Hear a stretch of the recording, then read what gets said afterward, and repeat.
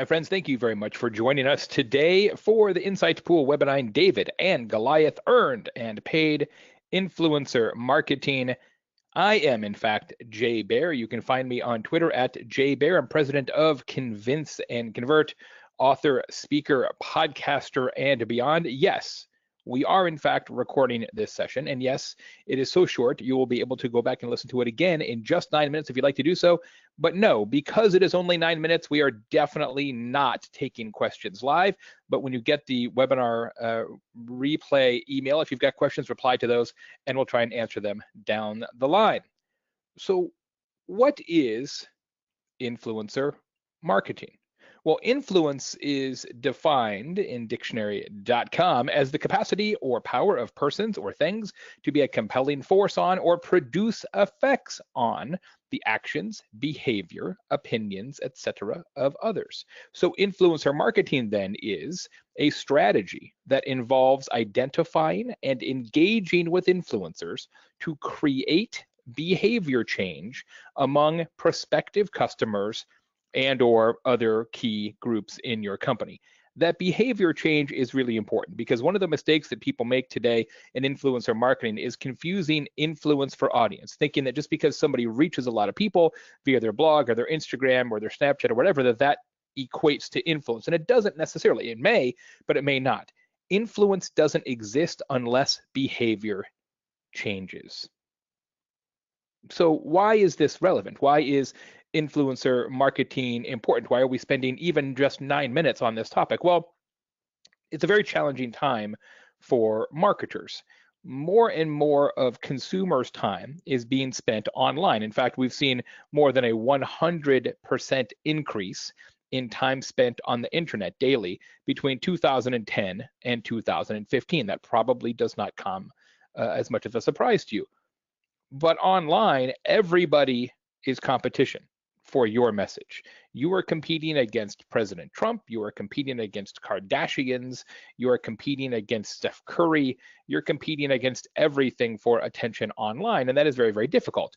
So what we try to do on one hand is maybe we can advertise our way around that, but more than 50% of internet users are either blocking ads now or are willing to do so. So we have this huge challenge for awareness and attention combined with massive consumer fatigue for advertising.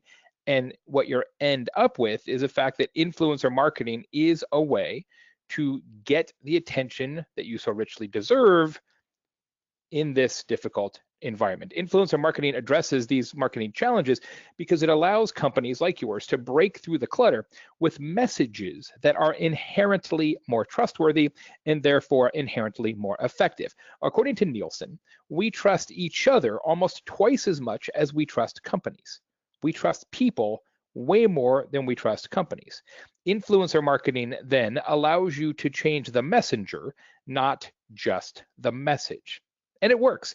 Brands are seeing as much as $6.50 in return for every $1 spent on influencer marketing. Of course, your results may vary, but done correctly, influencer marketing can generate real returns for your business.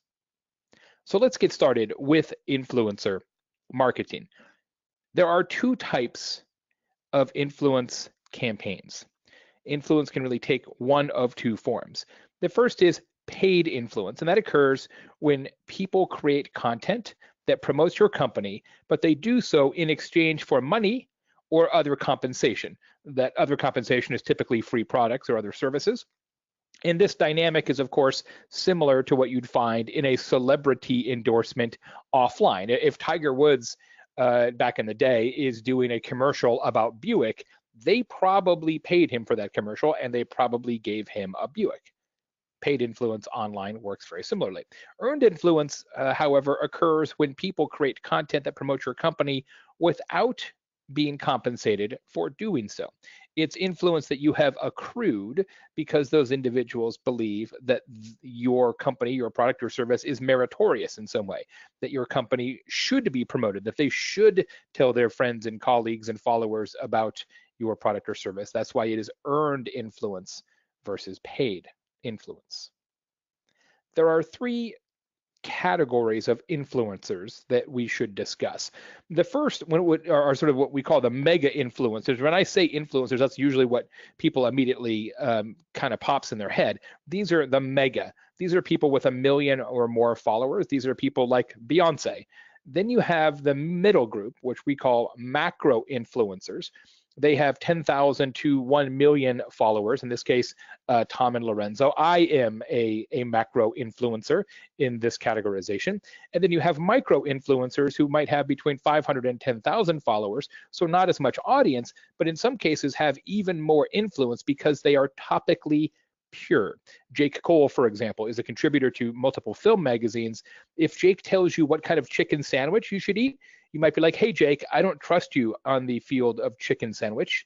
But if he tells you what movie to go watch, you're like, yeah, Jake knows what he's talking about. So in some cases, micro influencers can be incredibly compelling and effective because they are topically pure. Generally speaking, mega influencers are going to require a paid influence program. Macro influencers can be either paid or earned, and micro influencers are typically earned. Not always the case, but that's generally speaking how it works. So let's compare the two, paid and earned.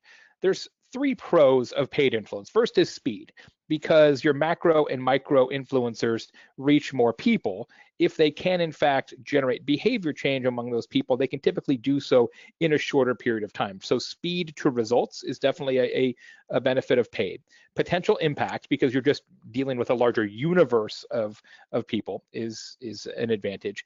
And then identification ease. It's fairly obvious who the real mega influencers are. You don't have to look for them, sift through them. You know who they are. They are all around us. So those are some of the advantages. Some negatives on paid influence are cost. Obviously, if you're going to work with a mega influencer, they're going to charge you for that privilege, and in some cases it's quite expensive.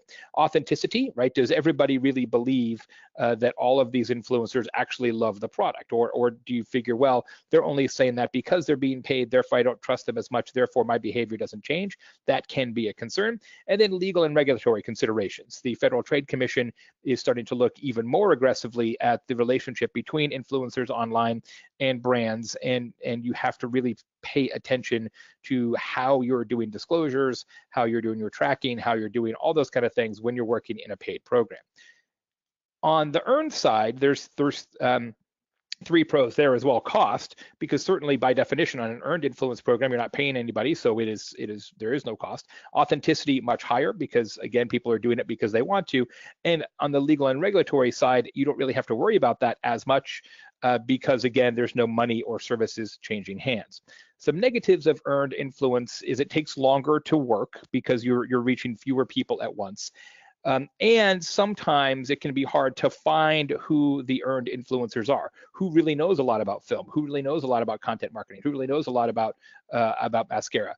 Insight Pool and the Insight Pool Influencer Network really helps you solve that problem. They help you identify these topically pure macro and micro influencers that you can use in an earned influence program to build awareness and change behavior on the behalf of your company.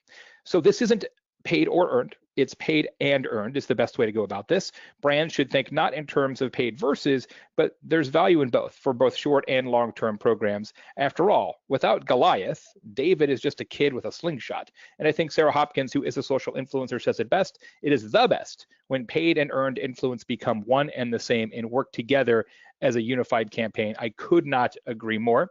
That is today's Webinine. David and Goliath, paid versus earned influence. But there's a lot more where this story began. There's a whole ebook that I created with my friends at Insight Pool that talks about these themes in much more detail. You can grab that for free right now at the URL on your screen. We'll also make sure you get a link to it in the email that will follow this webinar. And thank you so much for spending 9.3 minutes of your time with us this afternoon.